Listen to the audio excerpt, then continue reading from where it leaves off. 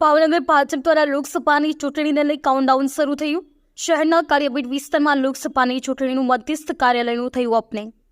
ભાવનગર 15 અને બોટાદ લોકસભાની ચૂંટણીને લઈ ભાજપ દ્વારા મધ્યસ્થ કાર્યાલયનું થયું આજે ઓપનિંગ। કેન્દ્રીય મંત્રી મનસુખ માંડવિયા અને ભાવનગરના પ્રભારી ભૂપેન્દ્રસિંહ ચુડાસમાની ખાસ ઉપસ્થિતિમાં કાર્યાલયનું થયું ઉદ્ઘાટન।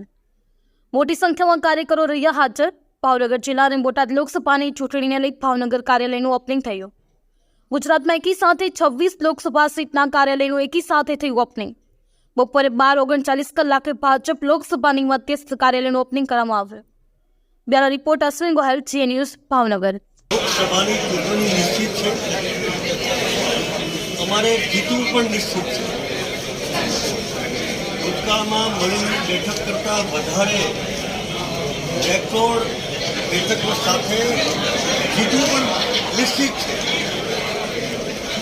આખા દેશમાં વર્ષોથી ગુજરાત પહેલા નંબરે રહ્યું છે।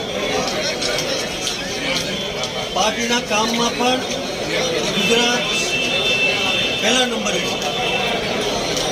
આજે આખા દેશમાં ગુજરાત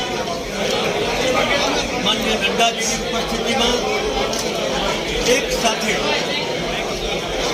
26 લોકસભાની બેઠકના કાર્યાલય ઉદ્ઘાટનના ભાગરૂપે આજે કેન્દ્રીય મંત્રી માનનીય મનસુખભાઈ માંડવિયાના હાજરીમાં શહેર જિલ્લાના ધારાસભ્યો જીતુભાઈ સેજલબેન, ગૌતમભાઈ, સંયોજક શ્રી બ્રિજેશભાઈ મિર્ઝા, શહેર જિલ્લાના પ્રમુખો ભાઈ અભયભાઈ, ભાઈ આરસી, અમારા સાંસદ બેન ભારતીબેન, ભાઈ હરુભાઈ ગોંડલિયા, આ બધાની હાજરીમાં ખૂબ મોટી સંખ્યામાં આજે અમે ભાવનગર લોકસભાના કેન્દ્રીય કાર્યાલયનું દબદબાપૂર્ણ ઉદ્ઘાટન કર્યું છે।